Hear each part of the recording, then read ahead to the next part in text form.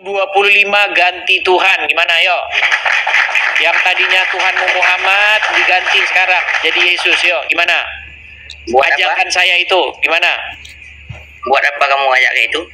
Ya supaya kamu berhenti menuhankan manusia yang ada dalam kubur. Siapa yang saya tuhankan manusia? Muhammad. Gimana?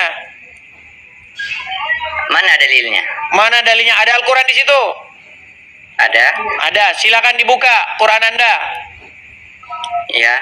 Silakan buka Quran surat Al-Jathiyah nomor 23. Silakan dibaca. Sebentar. Ayo diskusi dengan baik nih. Kalau gini kan masih sehat diskusinya. Jangan nggak ada orang Islamnya kita ngomong-ngomongin Islam. Oke, seperti si tadi, si Nora tadi. Pertanyaannya apa?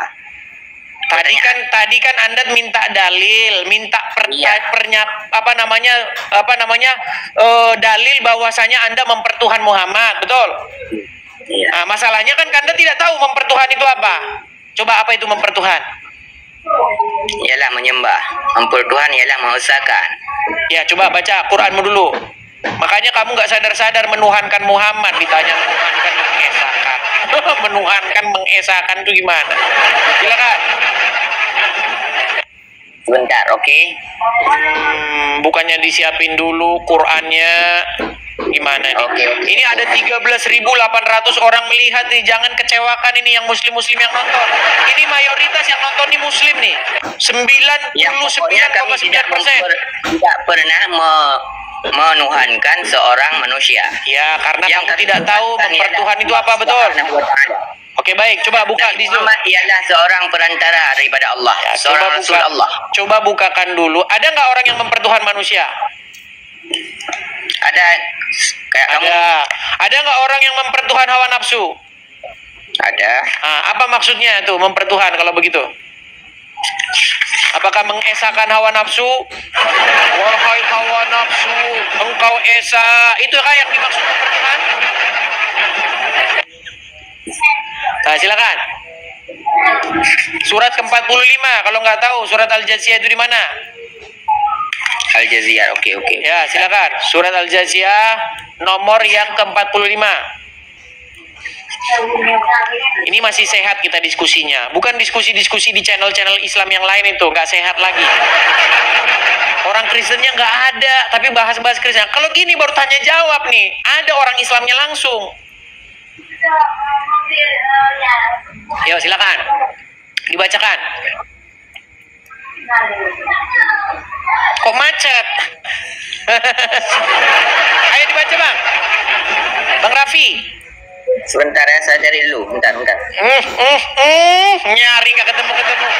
Surat ke-45 ayat yang ke-23. Kabur.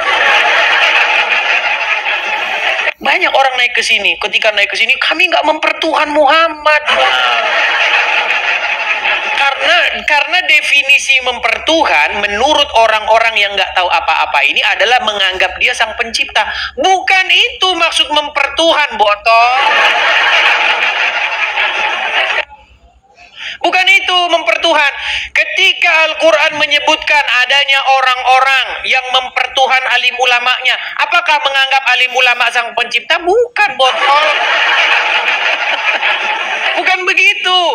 Ketika Al-Quran menyebutkan adanya orang-orang yang mempertuhan hawa nafsu, mempertuhan setan, apakah menganggap bahwa setan itu sang pencipta? Apakah menganggap bahwa hawa nafsu sang pencipta? Bukan itu yang dimaksud mempertuhan oleh Al-Quran. Kamu saja mempertuhan saja tidak tahu. Di dalam Bible disebutkan juga adanya orang-orang yang Tuhan mereka itu adalah perut mereka sendiri. Apakah maksudnya adalah menganggap perut itu sang pencipta? Bukan. Gitu loh. Tuhan atau mempertuhan adalah suatu perbuatan bagaimana membuat hidupmu menjadi hambanya.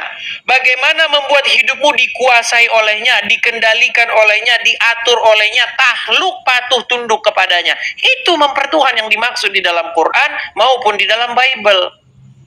Nah, sebagai orang Kristen, wajib kita mempertuhan Yesus, menjadikan Yesus sebagai Tuhan kita. Artinya, membuat hidup kita patuh, taat, tunduk, mengikuti Dia. Jangan mempertuhan setan. Ketika Anda mempertuhan setan, artinya Anda melakukan satu perbuatan takluk, tunduk, mengikuti, dikendalikan oleh setan itu. Sehingga Anda korupsi, ya, Anda berzina, Anda tipu sana, tipu sini, bersaksi dusta, membunuh. Itu sebenarnya definisi mempertuhan. Makanya kau baca kitab suci jangan salto. Kau baca bagus-bagus, kau resapi. Jadi agama itu berbicara bagaimana Anda itu dirajai, dikuasai sesuatu.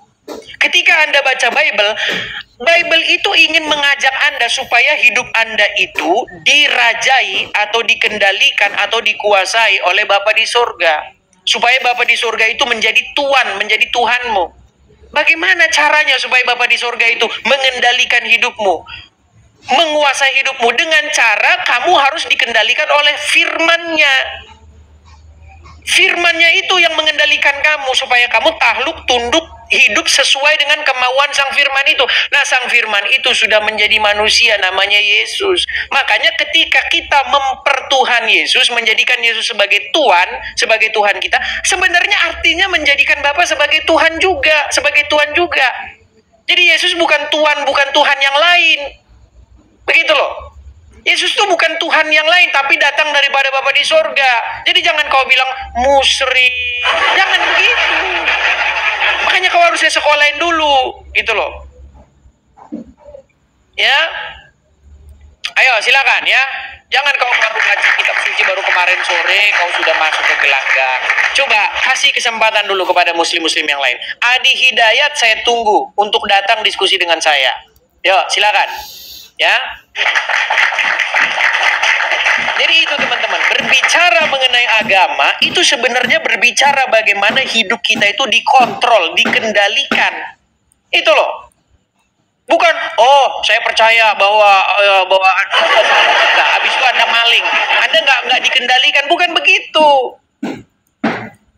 Ya, ayo silakan. Saya undang kalian untuk diskusi dengan baik. Nasrullah, ayo Nasrullah, silakan Nasrullah. Nyalakan kamera Anda, Nasrullah. Iya. Ya, Muslim kan? Enggak kemalaman lah di apa tuh kacamatanya itu udah hitam. Iya, nanti kalau putih nanti kalian aneh-aneh. Gini, kita ini di sini diskusi, ya kan? Ya. Sekarang tolong tunjukkan performa terbaikmu, kita diskusi dengan baik. Sudah menyimak dari tadi atau barusan datang? Saya mau bertanya, boleh nggak bertanya saja? Kalau ditanya sebentar, Anda sudah nyimak dari tadi atau barusan datang? Dari tadi. Sudah dari tadi. Oke, silakan. Ya, apa itu? Kita mau tanyakan aja tentang nanti kita pertanyakan apakah Yesus itu bermukjizat. Jangan lari kemana-mana. Ayo, di sini bahasan kita supaya Anda ganti Tuhan Yesus loh. Berarti kamu sudah mengakui bahwa Muhammad itu Tuhan Yesus. Berarti kamu sudah mengakui bahwa Muhammad Tuhanmu? Bukan. Ya sudah, ayo kita berbicara apa definisi Tuhan. Yuk, silakan. Menurut bahasa Arab apa itu? Tuhan itu apa? Bahasa Arabnya? Ilah. Apa arti ilah? Ilahun. Ya, apa arti ilah? Ilahun itu artinya Tuhan. Ya, apa maksudnya di situ Tuhan itu?